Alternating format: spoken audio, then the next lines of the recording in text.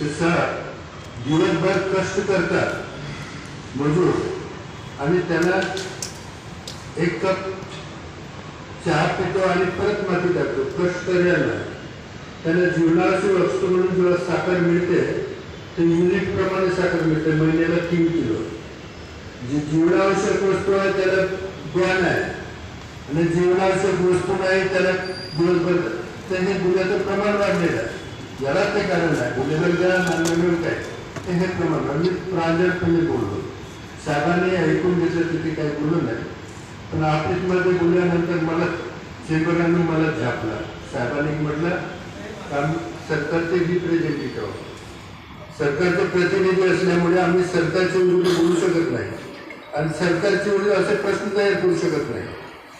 तेव्हा माझ्या लक्षात आलं की आपण कायदेशीर, आता कायदेशीर भाषा जाणणार आहे, कायदेशीर बोलणार आहे, पण त्यावेळेस आम्हाला ज्ञान येत होतं.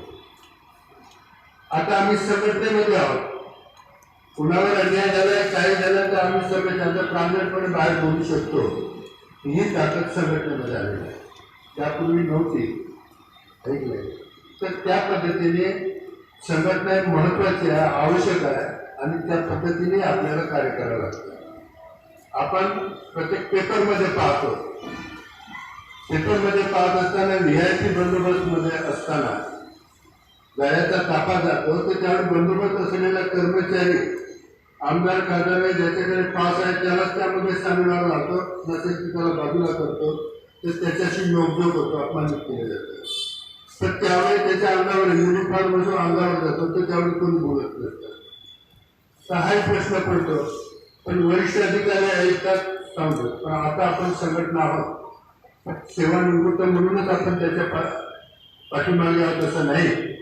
तर ऑन ड्युटीवर असलेले आपला कर्मचारी आणि ऑन ड्युटीमध्ये असताना अगर त्याचा अपमानित होत असेल तर संघटना म्हणून आपण त्याच्या मागे उभे राहू. तेव्हा त्याला त्याचं मनोदय वाढेल, सामाजिक ऊर्जा वाढेल आणि